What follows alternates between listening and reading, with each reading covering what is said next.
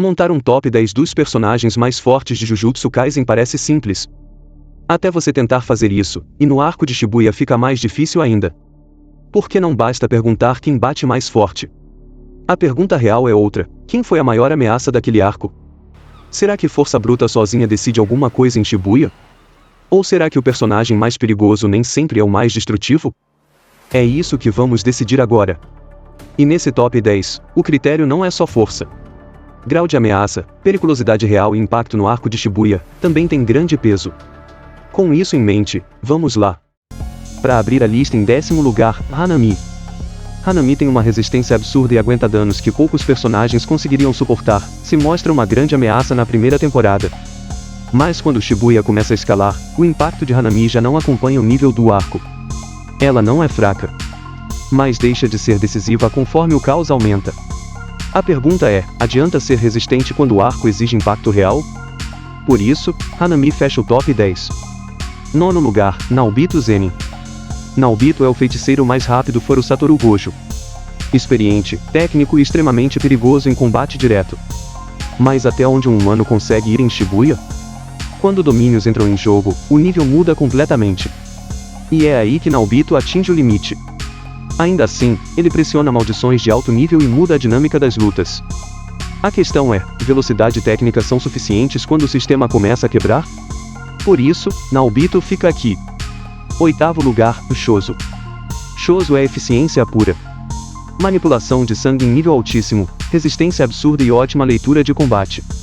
Em condições normais, ele vence o Yuji Itadori. Mas aqui vem o ponto-chave: força individual não basta em Shibuya. Shoso não possui domínio e não impõe ameaça em larga escala. Seu impacto é localizado. E num arco onde tudo sai do controle, isso pesa. 7º lugar, Dagon. Aqui muita gente erra.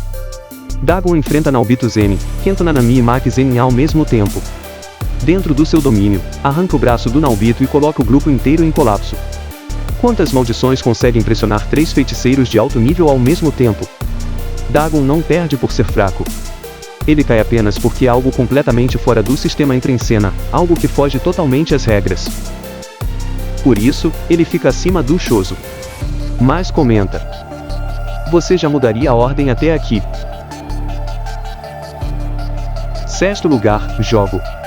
Jogo é a definição de poder bruto. Domínio extremamente letal, destruição em larga escala e velocidade absurda. O erro é medir o jogo por quem o derrotou. Sejamos bem sinceros, quem fora Gojo e Sukuna, aguentaria o jogo? Perder para monstros fora da curva não torna ninguém fraco. Torna azarado. Entre os personagens fora do topo absoluto, Jogo é um dos mais destrutivos de todo o arco. Já comenta, Jogo deveria estar no top 5. E agora temos os dois que quase subiram ao pódio. Em 5º lugar, Mahito. Mahito é a maior ameaça entre as maldições em Shibuya. Extremamente difícil de matar, capaz de evoluir durante o combate e psicologicamente devastador. Mas aqui vem a pergunta decisiva: ser a maior ameaça garante a vitória? Mahito não perde porque é fraco. Ele perde porque alguém consegue suportá-lo até o fim. Mesmo derrotado, o estrago que ele causa é gigantesco. Por isso, ele ainda fica acima da maioria. 4º lugar, Yuji Itadori. Yuji vence o Mahito. Não porque é o mais forte em potencial. E nem porque tem o maior poder bruto. Então por que ele vence? Antes dessa luta, Yuji já não é mais o mesmo do início do arco. Após enfrentar o Shoso, ele morre.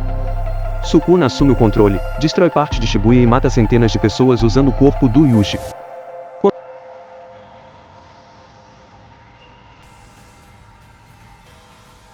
Quando Yuji retorna, ele já carrega 15 dedos do Sukuna. O corpo dele está mais forte. Mas a mente está em pedaços. Ele precisa lidar com culpa, trauma e, logo depois, com a morte do Nanami. A pergunta aqui é simples: quem continuaria lutando depois disso tudo? Quando Yuji enfrenta o Mahito, ele não vence rápido. Ele não vence bonito. Ele vence porque não desiste. E em Shibuya, isso muda tudo. Agora temos enfim os medalhistas. 3º lugar, Yuki Tsukumo. Yuki Tsukumo é uma feiticeira de grau especial. Acima de qualquer feiticeiro comum. e sem o Gojo no cenário, Yuki passa a carregar todas as esperanças dos feiticeiros. Mas o que isso realmente significa? Significa que, quando o sistema começa a ruir, é ela quem ainda consegue confrontá-lo de frente. Yuki não entra em Shibuya para reagir ao caos. Ela entra para questionar por que esse caos existe. Ela não é a mais barulhenta, mas é o último pilar em pé. Segundo lugar, Sukuna, 15 dedos. Aqui não existe discussão sobre força. Sukuna não luta. Sukuna executa. Quando ele aparece em Shibuya, a cidade deixa de ser cenário e vira dano colateral. Maldições de desastre viram nada. Feiticeiros viram estatística. A pergunta é inevitável: alguém consegue parar isso na força? Sukuna é o poder absoluto. Mas mesmo sendo o caos encarnado, ele não é quem decide o jogo. Primeiro lugar, Kenjaku. 1000 anos de experiência.